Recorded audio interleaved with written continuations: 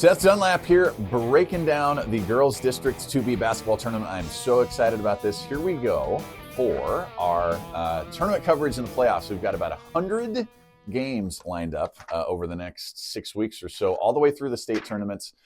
We start off on the girls' side. We've got the B districts, we've got the B and A regionals, we got the B and A state tournaments, and then we go to the boys' side. We're going to do all of that as well. So it's going to be a monstrous lineup here on KSJB. Be sure you grab the KSJB Sports app in your app store if you have not yet. That's separate from our radio apps, because you can get all of our sports coverage there, get notifications about the games we're doing, some updates on who's winning the games live and stuff. So pretty cool. Grab that KSJB Sports app and join us for today's coverage of the District 2B tournaments down in Napoleon. Yeah, it's in Napoleon this year. The district has chosen to do that. They get to decide where their district tournament is. Some of that, of course, has to do with how the B and A tournaments are rotating. The A tournament on the girls' side will be in Jamestown this year. The B state tournament I'm talking about will be in Minot. Now, we're going to cover both of those tournaments live on our stations. So don't worry, B or A fans, we're going to have you covered here. But in our home city of Jamestown, it's the A tournament, the A girls tournament statewide, that's coming up here in a few weeks. The regional tournament on the girls' side will be in Jamestown too. But let's start breaking down the District 2B girls basketball tournament bracket. And we have all of these games live on KSJB Radio and on the KSJB Sports app. Again, grab that app for you. It begins at 2:30 today, right after those closing markets and farm news. So if you want to get like specific, it's going to be like 2:38 Central Time. So we're going to get on the air. First up, I got the first two games. I'm really excited about this. I was talking to Joe Jacobs and our crew earlier as we kind of broke this down. I've got Lemoore Litchfield Marion and South Border for you right here on KSJB and that sports app. 2:30, 1 seed Lemoore Litchfield Marion against the 8th seed South Border. Now, South Border got to this one by defeating Strasburg Zeeland. Was it on Monday in those playing games? So they get into this tournament now, and it opens them up. Yeah, they're overmatched here, but long tournament. Maybe they could surprise. And they get Lemoore Litchfield Marion not at their healthiest this year. I was talking to a lot of the folks out in Lemoore over the past couple of days as I got ready for the game. Annika Lesko, their star forward, a really important part of their team over the last few years, especially this season. She hurt her leg, her knee, I believe, in a game that we broadcast last week against Valley City. And I understand she's still kind of getting treatment for that, trying to figure out the extent of the injury. I'm certainly don't know enough to even speculate other than that. Just give me the breakdown with her there, and I'm hoping she's doing okay. But Lemoore Litchfield Marion, not going to have her probably for this tournament, but we'll see if she can come back or not. But regardless, Lemoore Litchfield Marion, we know, is very, very talented. They have a lot of other pieces on that team, but she's one of the most important pieces. Question is, how does that impact them here now in the postseason? Because they haven't really played without her other than that second half against Valley City, and it didn't go really well. So it'll be interesting to see this. Still expect Lemoore Litchfield Marion as the 1 seed here, the favorites, but again, tournament time, you never know. Game 2 is always a real big one we look forward to in these district tournaments, because you get the 4-5 matchup, and that's Edgeley-Colomont-Pelier this year in the 4 seed. They're usually your 1 or 2 seeds in this tournament, right, over the last handful of years. Well, coaching change, a lot of player turnover, getting used to the new system. They played a lot better here late in the season. You can see them kind of gelling a little bit around this new offense, new defensive philosophy and stuff. They've got a lot of talent, a lot of raw talent on this team.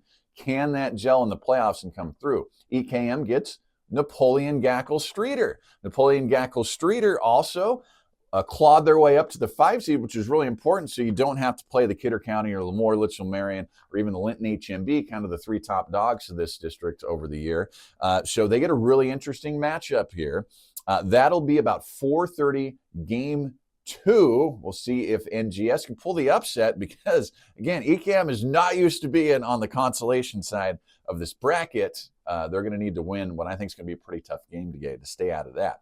Then our night games, Joe Jacobs is going to be in to call those games on KSJB for us. We've got the 2 seed, Kidder County. Now, I remember the last 2 years at districts when we saw them at districts, and kind of surprised some people.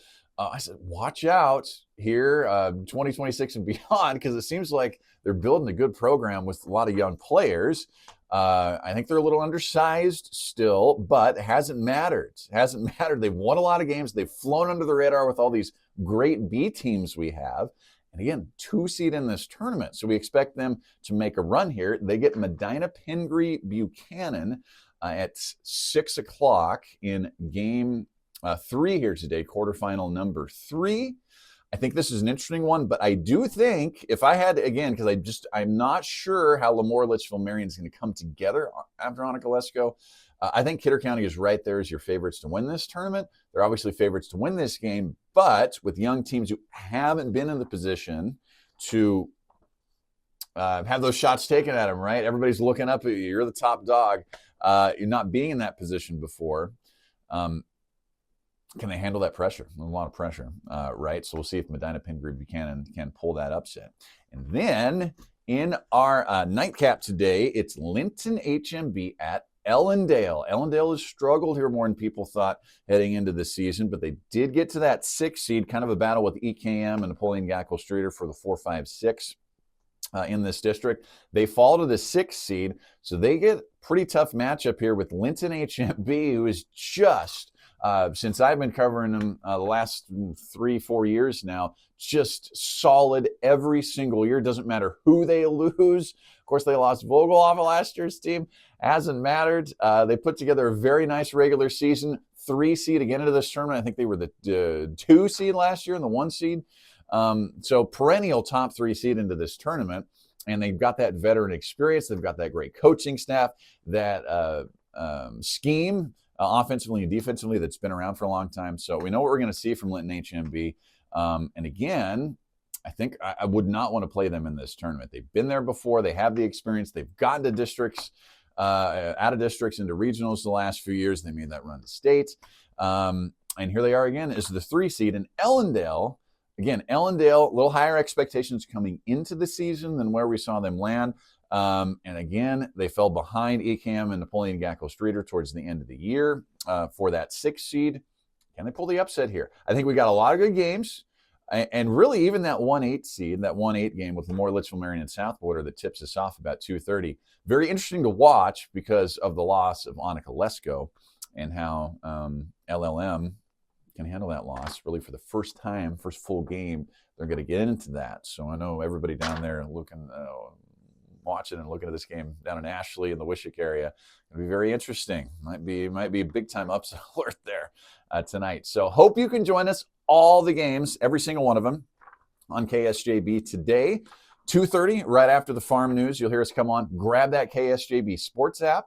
You will get all of the games throughout the tournament on there. All of them except one will be on KSJB Radio. The one tomorrow, Saturdays, if you're watching this on Saturdays, Saturday's first consolation loser out game is going to be on mixed because we have Bison basketball. Go Bison up here on KSJB Saturday afternoon. So that's what we got coming your way. Girls District 2B tournament tipping off Friday. We got coverage Friday, Saturday, Monday. Here we go in the playoffs. I'm excited. I hope you tune in. And if not, I hope to see you out at some of these games.